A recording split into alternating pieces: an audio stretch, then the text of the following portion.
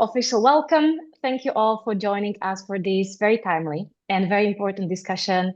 I'm Pavlina Pavlova. I lead the working group on cybercrime at the Alliance of NGOs on Crime Prevention and Criminal Justice. And I'm absolutely thrilled to be moderating this expert briefing. We are welcoming Paul Raffile, a speaker with rare depth, clarity, and purpose. And Paul will today speak on the horrifying and overlooked crime of sextortion. The event title, Now You See Them, Now You Don't, is a reference to how teenage victims, especially those who are sextorted, often disappear into silence, shame, invisibility, and how, despite many attempts to improve laws and hold perpetrators and also platforms to account of what is happening, progress remains very slow to prevent new victimization or provide justice to those who have been affected. You may recognize Paul already. He is a celebrity of a kind on this topic, but especially he has a depth of expertise. Paul, you also featured in the newly released Hulu and Disney Plus documentaries, speaking about financially driven sextortion.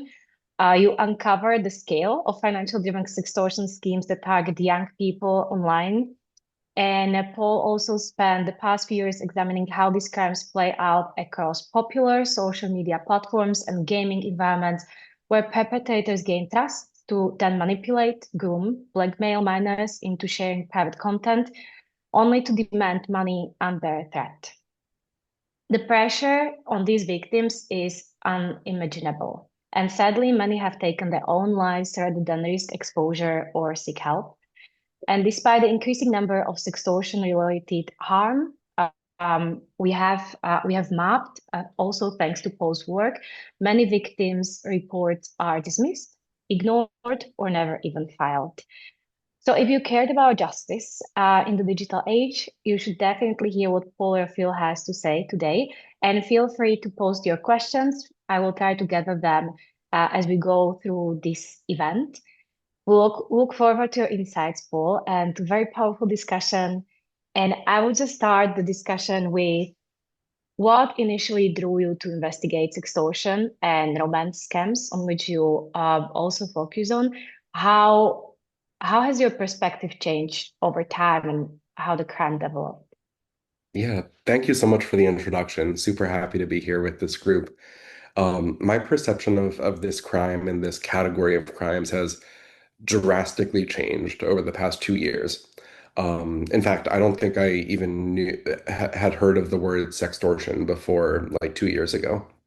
And when you think about sextortion and sexual blackmail, we kind of think about these scenarios where it typically occurred in like interpersonal relationships and typically it's like an ex or a former relationship, using intimate photos to blackmail someone. And historically, those crimes were majority committed by men against women, against former girlfriends, and they would use that imagery to blackmail them.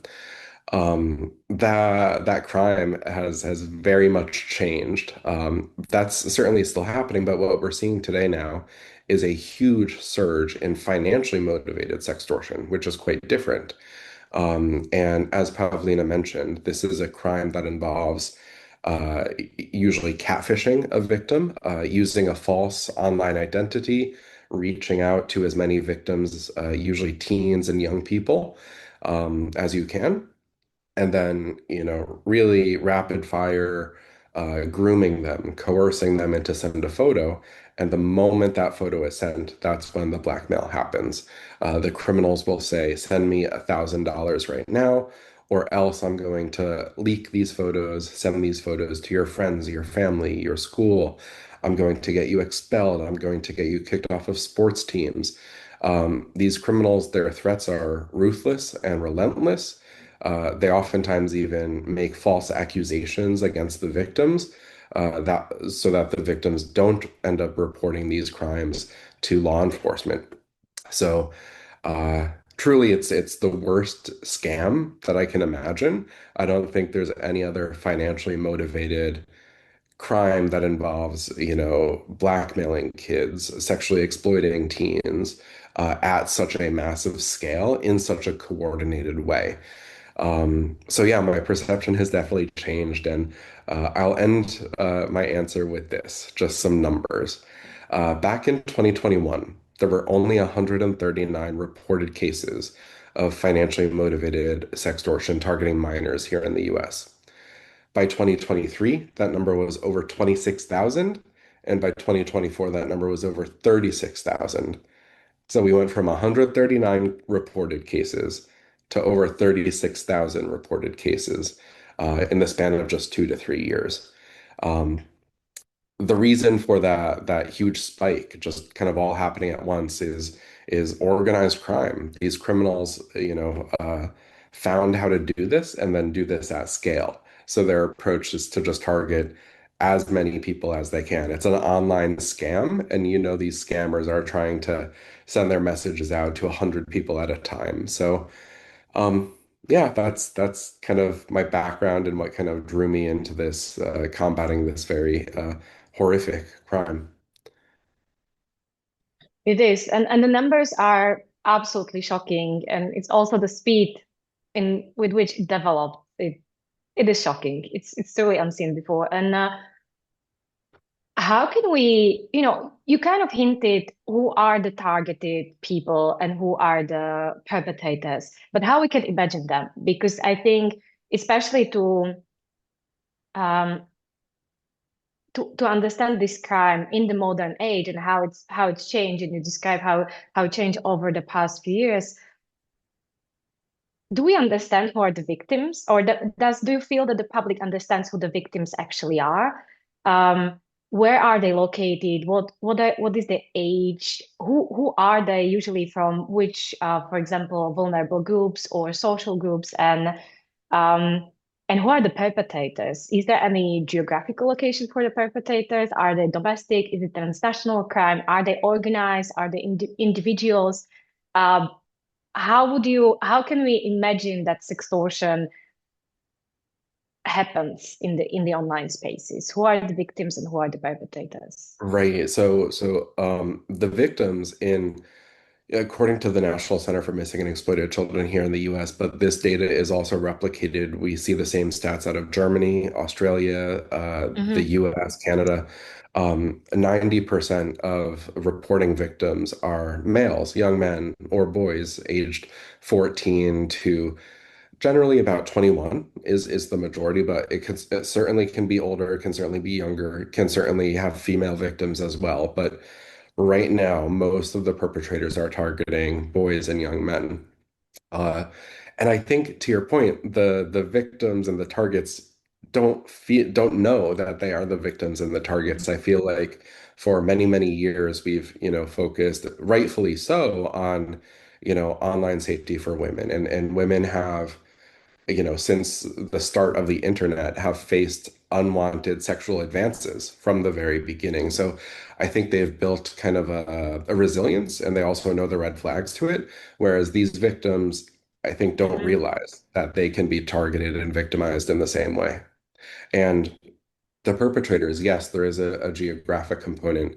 The top three geographies where we're seeing a lot of this activity come from. Number one is Nigeria, number two is the Ivory Hmm. Coast, and number three is the Philippines. We also see, of course, perpetrators everywhere, but those are where the spikes are happening.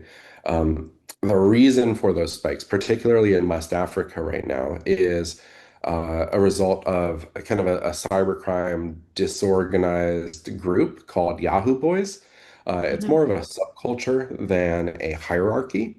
These are individual scammers. They tend to operate in small groups versus like a hierarchy. And these criminals have basically gone viral in their own social media criminal networks promoting sextortion. They actually call it the blackmail scam, or BM. And at the same time that these sextortion scripts and manuals and how-to guides were going viral in the criminal syndicates back in 2022, that's when we start to see those numbers of victims dramatically rise.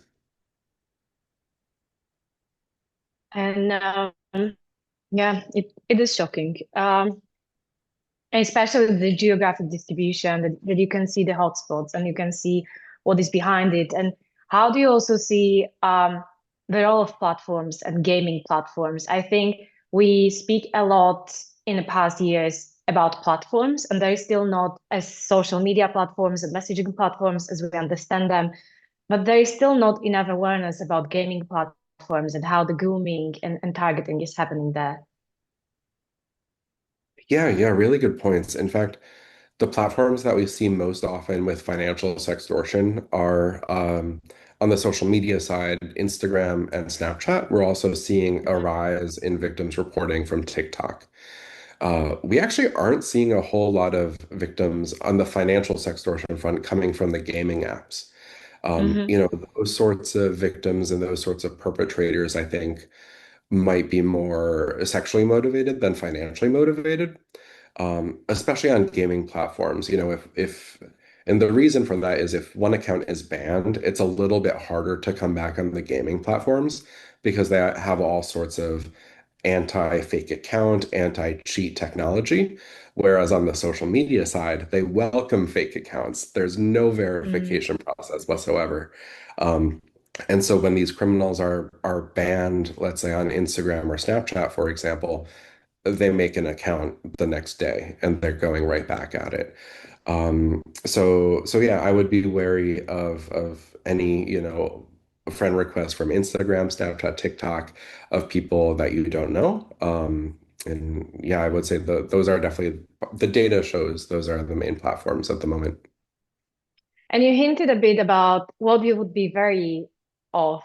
And I want to elaborate on that. How does, when they reach out, because you said like they're kind of like semi-organized, smaller groups, without direct hierarchy, but somehow influencing each other, and acting as a group. So how can we spot or how can we understand these messages that are reaching out to the victims? And also because of the tactics that they use, does that explain how the victims react? Why happens that there is still large, and the numbers are already huge, but there is still large percentage which is not reporting the crime and a lot of shame happening around the crime. What is happening in the process that they feel that it's there, based on those messages and those conversations, how the perpetrators reach the victims? What is happening with in the victims' minds that they feel ashamed when they fall to that? Yeah, really, really good question. So these criminals, they have a script that they use. Every scammer has a script because Mm, they try to send their messages to as many people as they can. It's a numbers game. Um, they know that not everyone is going to fall for this and, become a victim, send a photo, and then pay. So, they try to reach as many people as possible with their script. And initially, that script has a very effective way at building trust with a target. Um, they will initially approach a victim and it will start like a normal conversation. They'll say, "Hey, I found you on Instagram. I saw that we had 20 mutual connections," which is true. The criminals will often try to target a specific community, a specific sports team, a specific school, and they will just friend or follow as many people within that community as possible. So their account, when you look at their fake account, it looks legitimate. mhm, It says, "Oh, this account has been around for months. This account, has 20 mutual connections with you." So you think it's a real person. And the script that they go through with the victim, it's, very, what's your age? What school do you go to? What town do you live in? And they pretty much reciprocate with those sorts of, friendly questions. It does quickly turn flirtatious. And the other kind of psychological tactic that the criminals use is they will turn the conversation flirtatious and then they will send a revealing photo first. mhm, And that way, it's almost like they want one in return. They want you to reciprocate. And it's like the psychological impact of oh, well, I showed you one, now you have to show me one. And the victim feels like they're obligated to return a photo in a similar way. Um, and yeah, that's when the blackmail begins. As you mentioned, the threats are ruthless and relentless. They are designed in a way so that the criminal does not report. Uh, at this time, the criminals already show the victim, hey, I've screenshotted all of your followers and all of your friends on Instagram, the entire list. If you block me, then I will send your photo to everybody on this list. So, that's step number one to get the victim to comply. The the criminal realizes like they might block me, they might not, but I have these tools to leverage. Um, Beyond that, like I mentioned before, the perpetrator will go through a number of life-threatening scenarios and threats, like I'm going to bring shame upon you and your family. I'm going to send this to your parents. I'm going to get you expelled from school. They'll sometimes say that the victim's parents will lose their jobs and things like that. Mm-hmm. And that the victim will go viral on social media once their Mm-hmm. photos are leaked on there. So, yeah, that is exactly the reason why so many victims don't report. They feel shame, embarrassment. They feel like in some of these cases that they're going to be accused like they are the ones committing a crime. Mm-hmm. Um, so it's quite terrible, and that's why there have been at least 52 confirmed teen suicides since 2021 as a direct result of this crime. Shocking, and they must be spiraling so much once this happens to you. You feel like you cannot talk to anyone because the shame you're experiencing, because you feel that you will not be understood.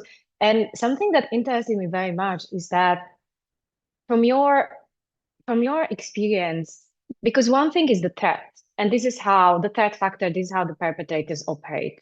So um, they grew the threat.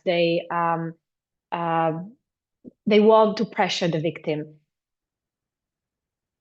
What can we tell the victims if it happens? If any, if they listen to this discussion, is the threat actually carry through, or from your expertise, is more just the perception of threat in that sense that is damaging? This is how these gangs or perpetrators operate, or they actually take on some victims and carry out the threats to show the whole community.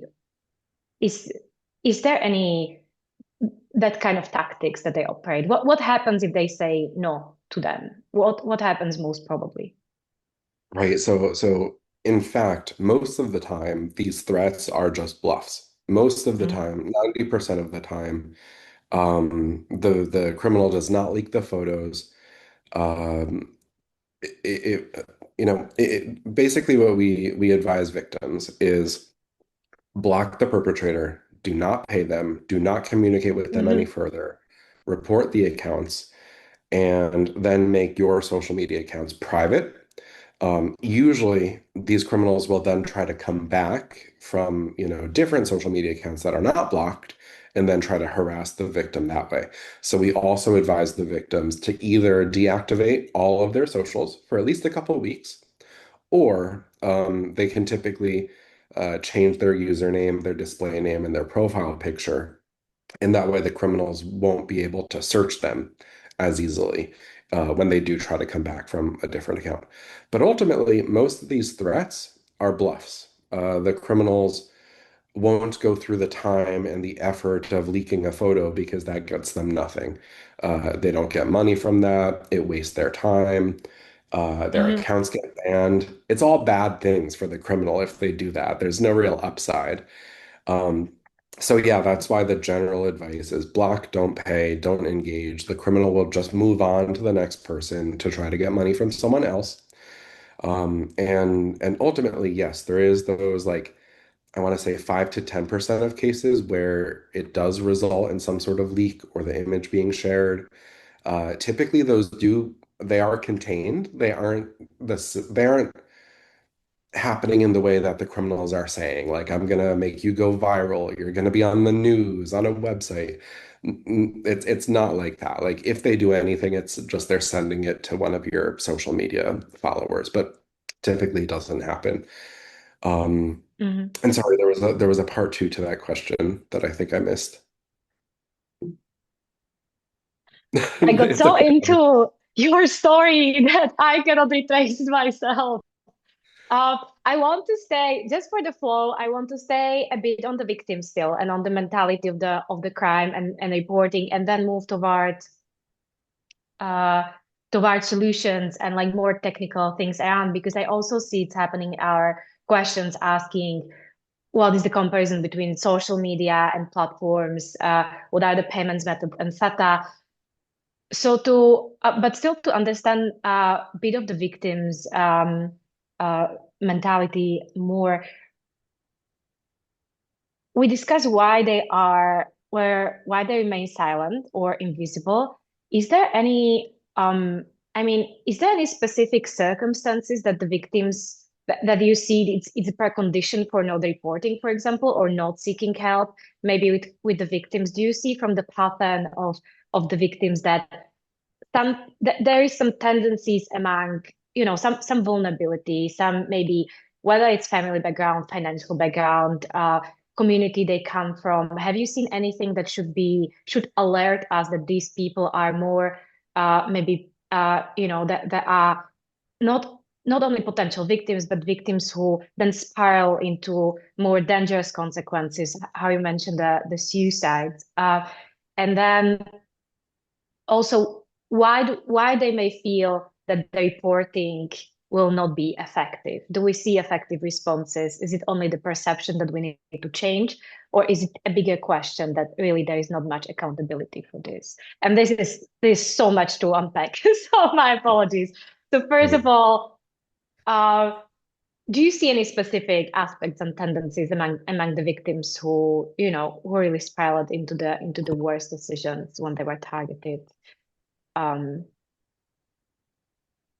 Yeah, so, do you well, recall a specific story that says how it went for them, or any specific victim that you want to share the story? yeah, I could share one of those stories, and actually, it's remarkable that this story applies to almost all of them. It's the same Hmm. pattern of facts, and um, the back in I think it was 2022, there a 17-year-old Jordan DeMay in Michigan.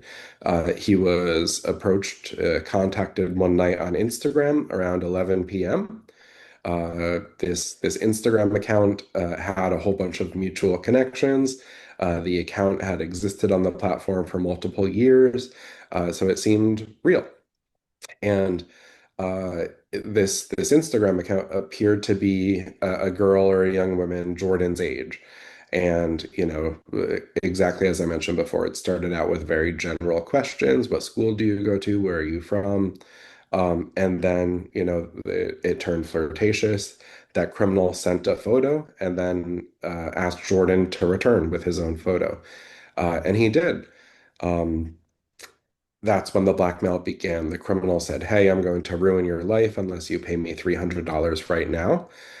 Jordan paid, actually, he paid everything that he had available to him. It wasn't much. It was everything that he had on his Apple Pay, I think.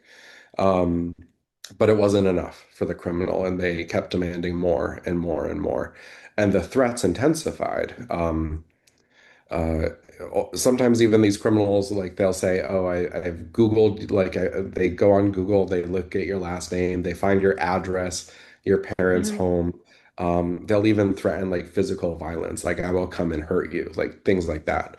Um, and within 6 hours of the first message that Jordan got on Instagram, he ended up taking his own life. Now, that's the same exact fact pattern for 51 for a total of 52 other cases now. The shortest time frame, 27 minutes. Braden Marcus was contacted at 11:01 p.m. on Instagram. He took his life at 11:28 p.m. That's how fast these can go. But typically they're more around like there's a grooming process, a blackmail process. So most of these cases happen in around 4 to 8 hours, typically overnight. Wow. The only commonality amongst these 52 victims is they were all young boys, young men. Um, Virtually all of them too were also athletes. So there may be, we definitely know that criminals are targeting like sports teams and then trying to pivot from there to find different demographics. Um, but I can't think of a reason why a member of a sports team would be more susceptible to suicide. Perhaps the fact that they have a good life, they're well respected amongst their Hmm. peers, and the fact that they have everything to lose. These are successful kids. These are kids who are doing well in school. Um, so the ones who have the most to lose, I think, are the ones at the highest risk. Hmm. So this is also the young men who do not seek help because they have so much to lose. And what would be then the other part of the story? Who are those that you see that sought help effectively? So you definitely came across some victims who would be reaching out, and you mentioned some of those steps, like blocking, reporting, and etc. Would you beyond these technical points, who would be the first contact point if you are, if you advise the young victim, do I go to, depends on the, of course, depends on the individual situations, but do they go to their like family networks? Can they turn to schools? From your experience, what are the supportive networks that they can turn to besides blocking and reporting on the platform or to because even for the teenagers, there's so many barriers, I imagine, even going to law enforcement, right? There will be so many questions or just like blocking and reporting may not be enough. What are the support structures that victims successfully use to avoid this further sextortion? Right. Yeah, really good question. I think, sadly, in most of these cases, I think these victims never want to tell anybody. They don't want to Mm, tell a friend, a trusted parent, law enforcement. They definitely don't want to go to the police most of the time. Um, and, I think when victims confide in someone, usually it's a friend, it's a peer. So I think there's, a lot of messaging that goes out about this to parents and families. But I think one thing we haven't tried a whole lot of is get messaging out to, the young age groups and let them know how can they support their friends if they are going through this. mhm, Um, Another thing too, like because victims have such trouble going to trusted people in their lives, I think number one, they should go to their parents. That would be my number one mhm, recommendation. I think many think that their parents will be mad at them, that, they messed up, they made a mistake, they sent a photo. The parents always said, never send a photo to someone online. But I think parents can have a part two to that conversation. Yes, never send a photo online. But if it does happen, come to us, it will be okay. We will figure it out. That's the part two that I think many kids don't get.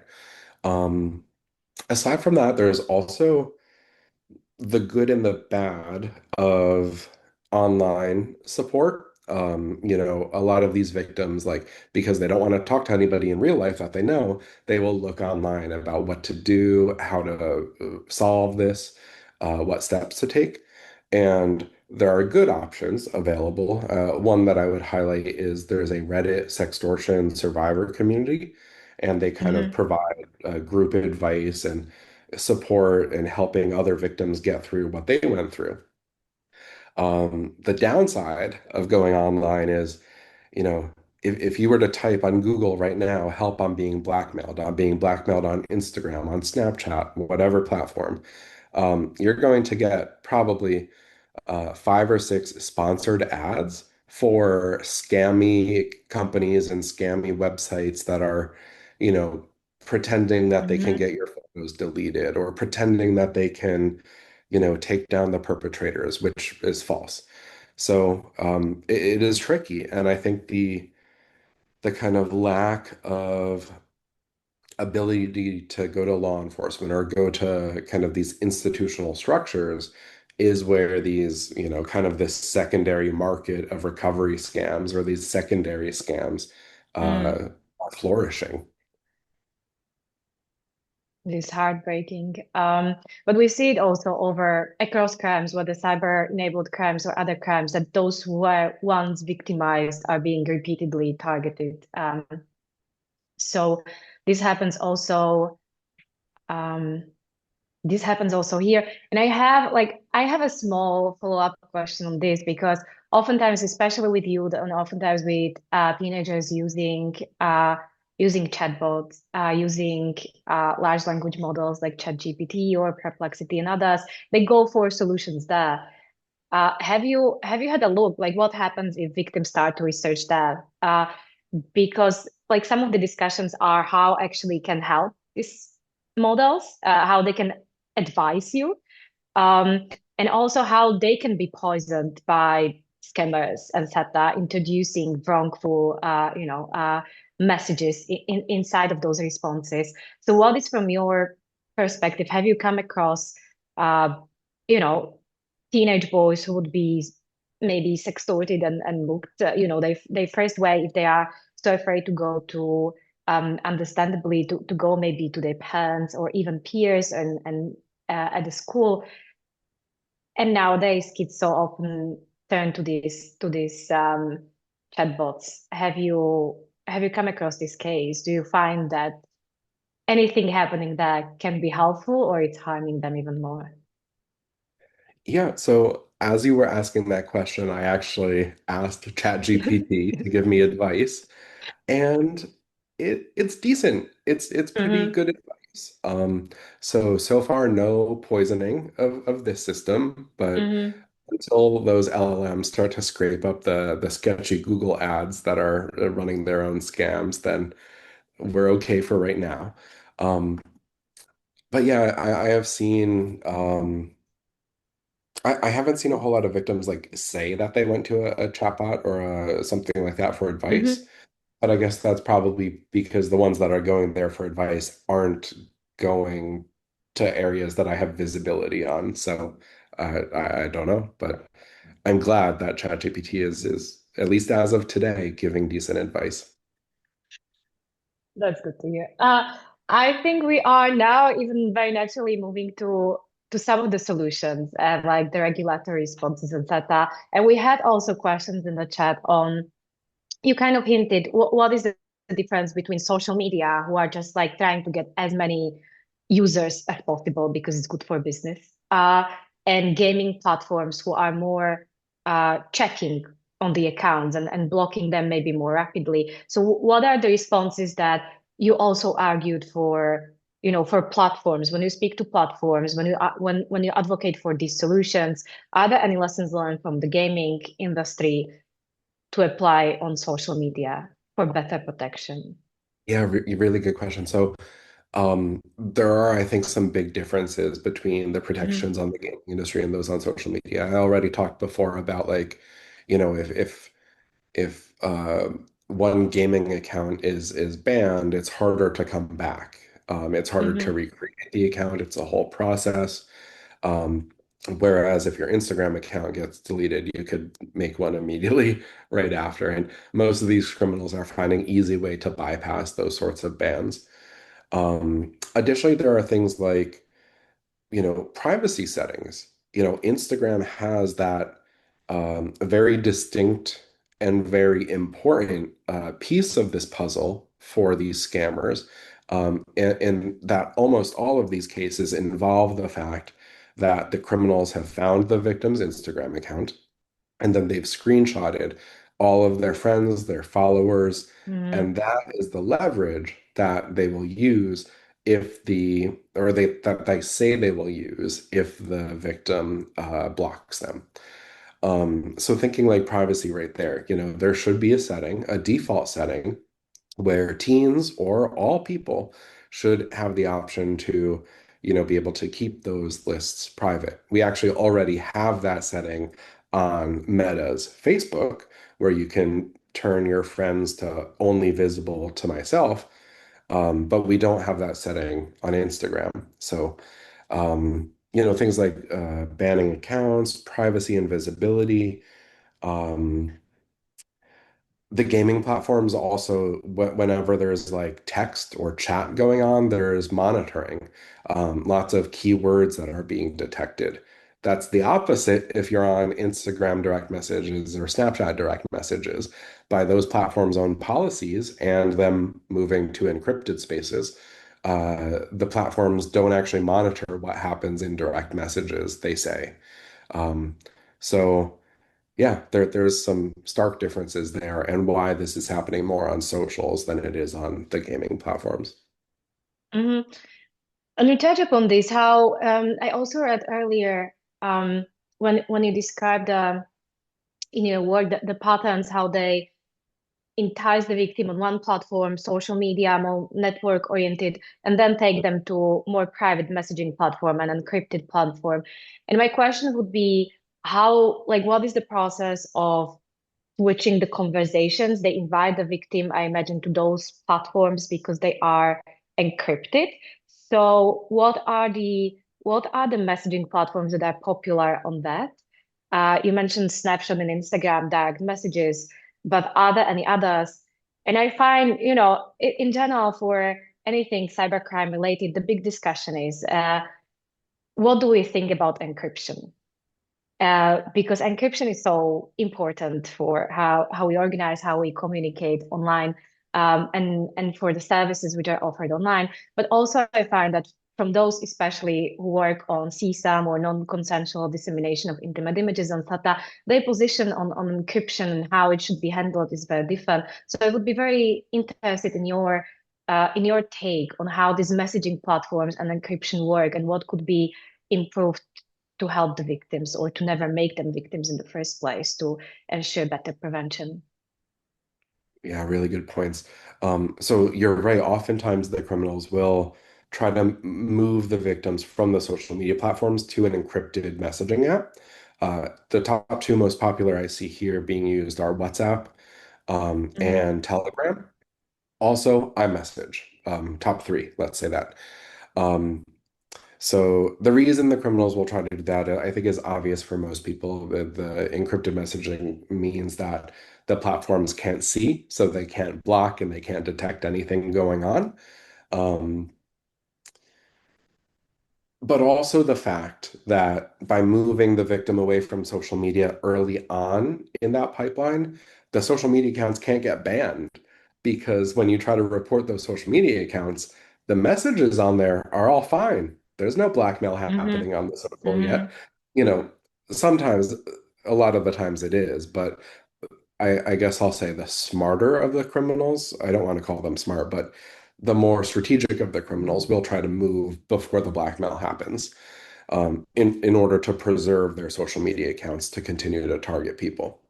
Um, but yeah, I mean, it's a huge issue with platforms kind of, obviously encryption is important. I think people, especially in sensitive environments, need to protect their information. Um, but there's not much of a use case for why is a 15-year-old in Canada, being invited to an encrypted communication with an account that has been reported by seven other people 6,000 miles away. And, there's different red flags, like some of the Hmm. behavioral indicators that we can use aside from just the actual content of the messages. But I think platforms, they mainly moved over to the encryption, not so much for the benefit of their customers and how much they like privacy.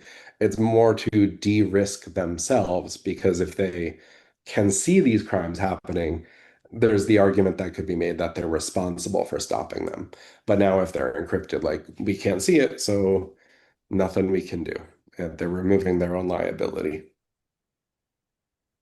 This is very interesting take on this issue. Thank you so much. And we also got a question to to payments. And this is very interesting how these payments are being made, often, especially because these are uh, teenagers with limited access to the payments, and but also these payments need to be made obscure, so they cannot be traced, I imagine, for the as the perpetrators try to hide the traces.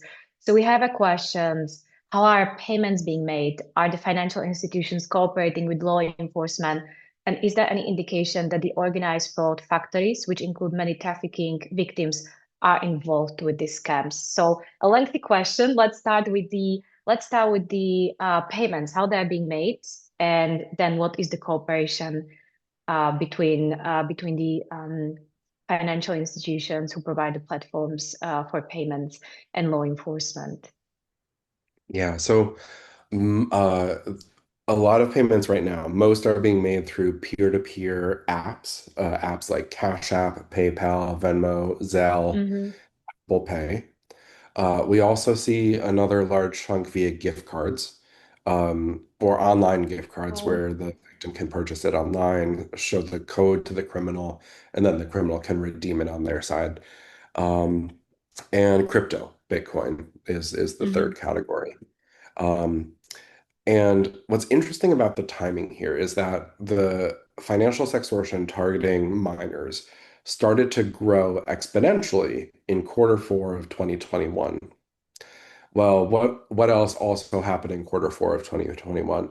Cash App was the first of the financial platforms to say, hey, we're going to allow teen accounts, under 18s to have a financial peer-to-peer payment account. So, and of course, once Cash App did that, all the other PayPal, Venmo, Zelle, they all followed.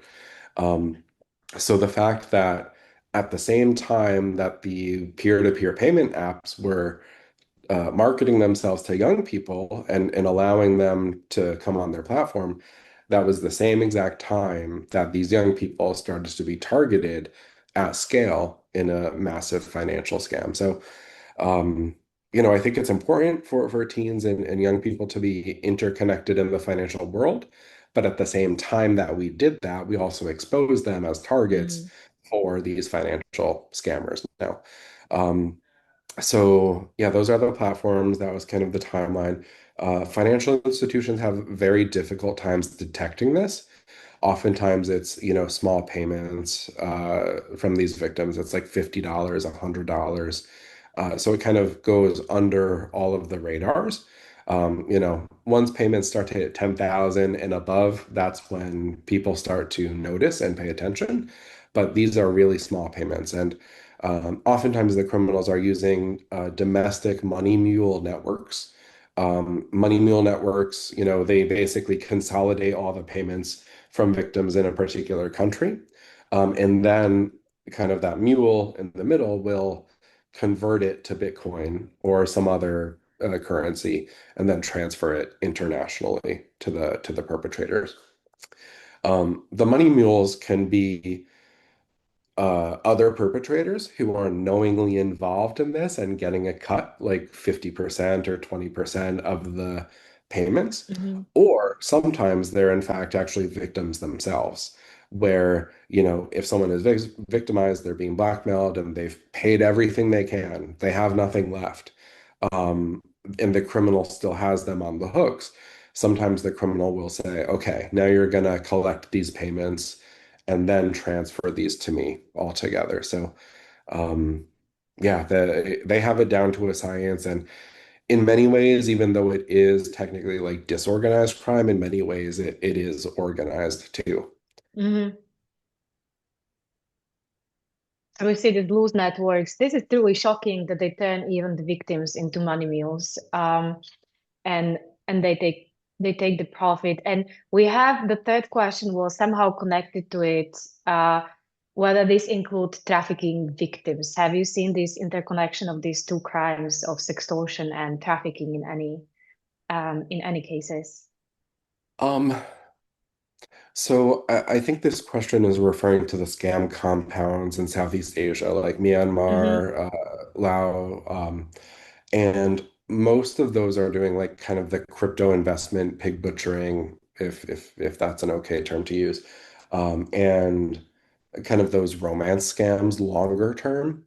Um, there are some individualized instances where, yes, we are seeing those compounds start to employ sextortion and blackmailing against their victims as well. It's right now a small percent. And right now, those crimes, those compounds are typically targeting adults. So we have a little bit less visibility on that, because there's no kind of centralized, at least when it happens to kids, we have a centralized reporting system and all that. But um, yes, there are some indicators it is starting to happen in those scam compounds. And yes, it is primarily targeting adults when they are doing that. But there's nothing to say tomorrow they won't start targeting kids. Hmm. And do you see once you have and you mentioned Yahoo Boys as those who are organized on the crime of extortion. Is it, from your experience, more common to see certain loosened groups? And I liked your term, like they're organized and disorganized at the same time.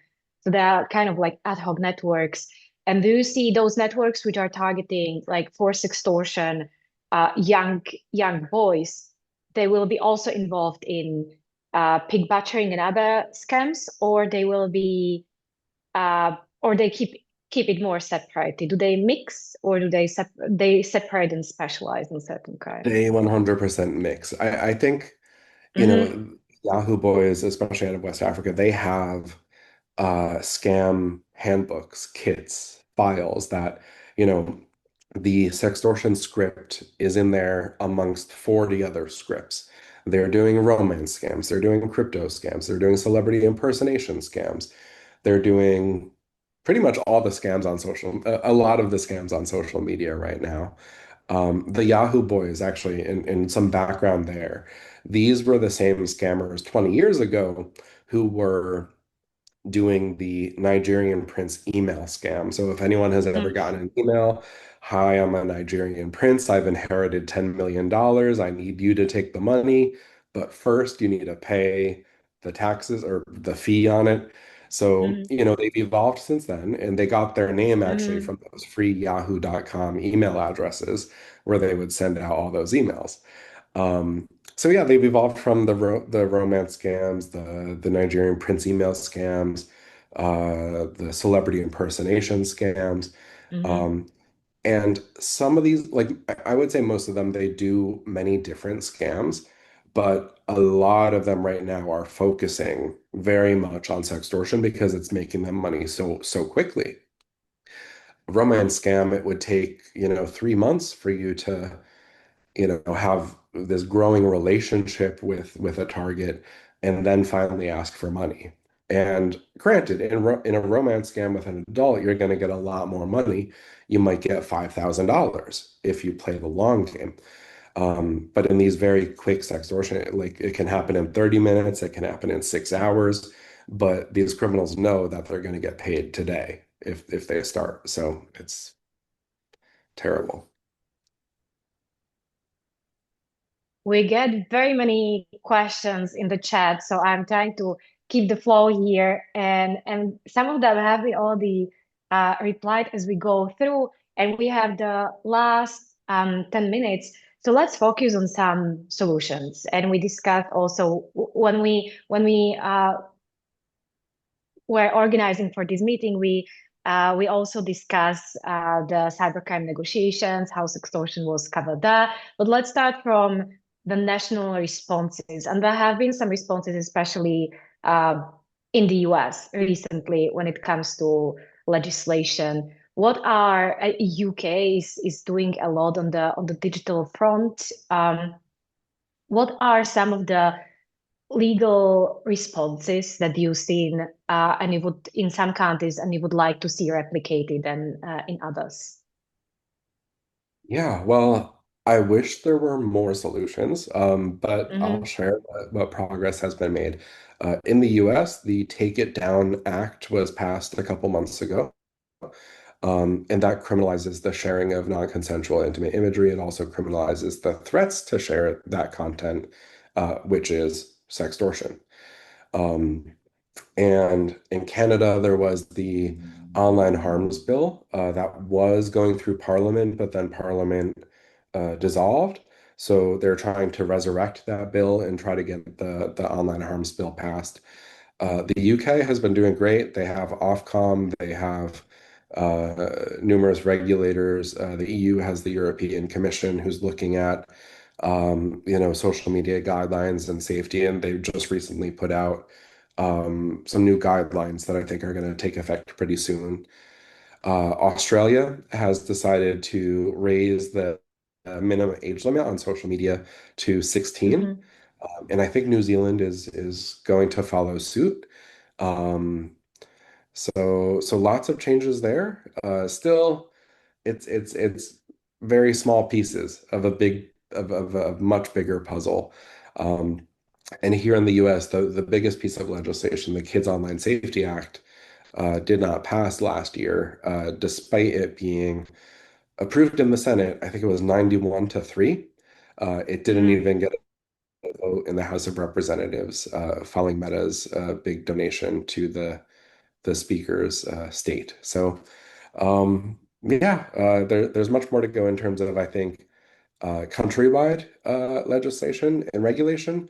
But I also would, for anyone with connections at the UN, the Cybercrime Directorate, I think it would be absolutely worth revisiting the what was originally Article 24, the sexual extortion Hmm. category Yes. within Cluster 7. So, um, unfortunately, it was removed, just to give some background for anybody not aware here, but many of you all are the experts on this more than I am. So the UN Cybercrime Convention recently passed and was adopted. It includes a whole section about criminalizing non-consensual dissemination of intimate images. The thing that it does not criminalize is the threats to disseminate those Hmm. non-consensual intimate images. So it has a whole lot of language about, it will be a crime to publish, to share, to post, to disseminate. But if we added three words or threaten to all those other things, I think that would adequately make this crime a priority too. That's fascinating because I wanted to ask, we had about the difference between non-consensual dissemination of intimate images and sextortions, because what we've seen in the negotiations, as you explained, were different positions of states, and some, especially some of the like-minded bloc of US, Europe, UK, Canada, etc., were saying we may not want it in international framework because it is already sufficiently covered across other provisions. So you would disagree with that, that threats are not covered and we need them in the international framework, um, nevertheless, right? Right. I would disagree with that assessment. I read through Mm-hmm. the document, Mm-hmm. and I think there was some argument that these two sections were almost like duplicates, Yes. with Yes. Yes. which if you have the assumption that in sextortion they always disseminate the photos, then yes, they're duplicates because this one section is non-consensual dissemination of intimate images. But in most of these cases, like I mentioned, they actually don't disseminate the photos. The whole crime is the fact that they are threatening to, under duress, make you pay money. So I think the sections could be combined, merged, or, this current section expanded to Mm-hmm. include the terms, or threaten to any of the other, verbs that they use. I think that would cover it. Mm-hmm.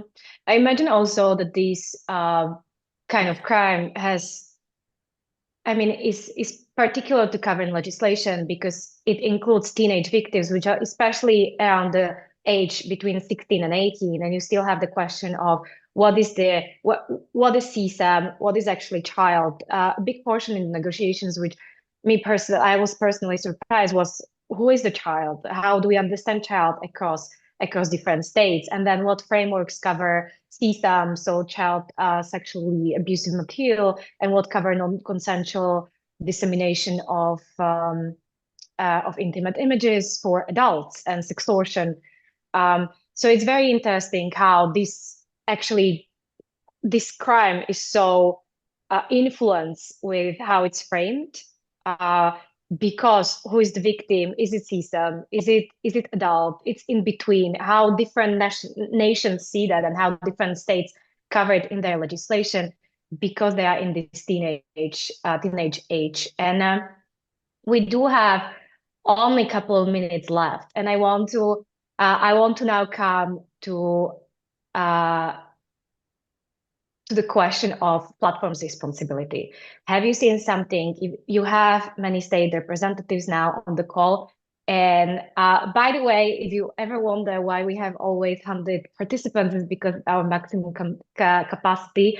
So I'm very happy that we maxed out the capacity all through the events. And we have many state representatives here. So one thing is what states can do in this, and we cover that. What they can do to about platform regulation. What is actually effective? Is there any best practice, or everyone needs to do better on it?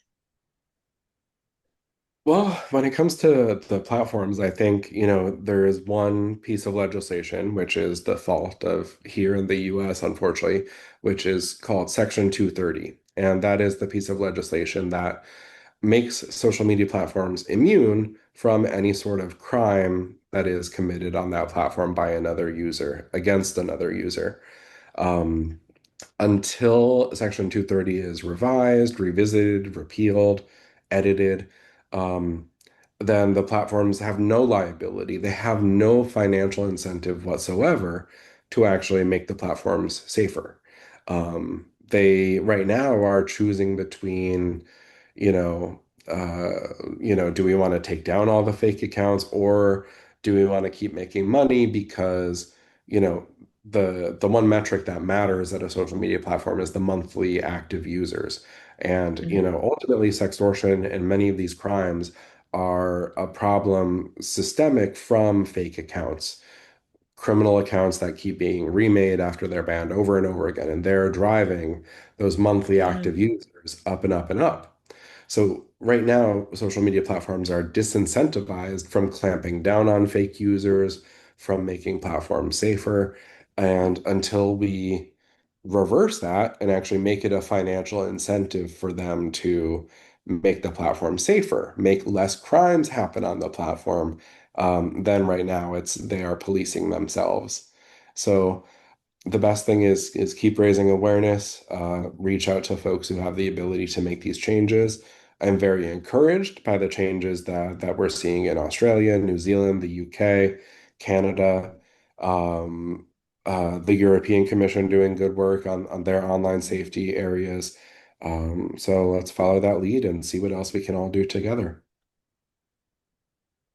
This has been fantastic, Paul. You answer all the questions. You did perfect concluding remarks on this event, and thank you so much. We had 100 participants all through the meeting, so no one dropped out. Everyone wanted to listen to your insights, and I do believe that raising awareness, especially among state representatives who are negotiating these agreements and those who are going to implement it. We're going to discuss how cybercrime convention is being translated into national legislation. There is still a window of opportunity to introduce the threats then in the national legislation. One countries update their frameworks on non-consensual dissemination of intimate images. So it's very important to have this community on board. And thank you so much. I learned a ton. It's been fascinating to hear from you, and thank you. Thank you so much for having me. Great chat, everyone. Thank you for the questions. Thank you. Bye.